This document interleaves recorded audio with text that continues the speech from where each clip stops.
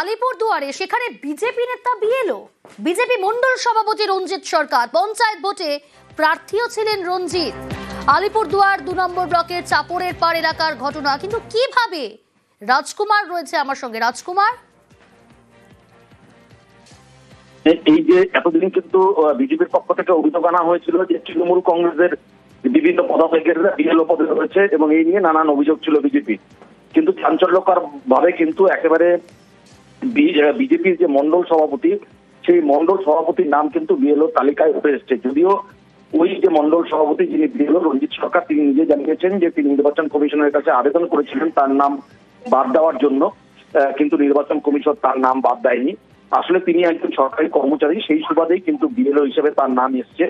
কারণ সরকারি কর্মচারী হিসেবে কে কোন দল করে তার তালিকা নির্বাচন কমিশনের কাছে থাকে না।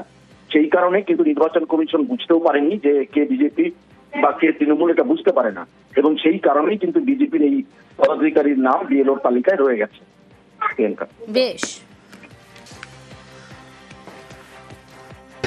আমি কিন্তু আজকে থেকে বিএলও, হঠাৎ করে বিএলও না।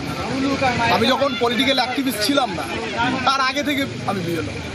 আমি প্রায় 14-15 বছর থেকে বিএলও, এবং মাঝখানে যখন আমি পার্টির সঙ্গে সরাসরি যুক্ত হয়ে যাই এবং ভারতীয় জনতা পার্টির আলিপুরদুয়ার 1 নং মণ্ডলের প্রেসিডেন্ট হই, তারপর আমি বিডিও সাহেবকে এবং জয়েন্ট বিডিও সাহেবকে একবার নয় 3-3বার চিঠি করেছিলাম যে আমি নিউট্রালি হয়তো কাজটা নাও করতে পারি, লোকের চোখে খারাপ লাগতে পারে যে একটা দলের দায়িত্বে আছে কি করে বিএলওর কাজ করছে। তো ওদেরকে চিঠি করেছিলাম, ওনারাই বলেছে আপনারা কাজ করুন না, কমপ্লেন তো আসেনি। তো আমি কি করতে পারি?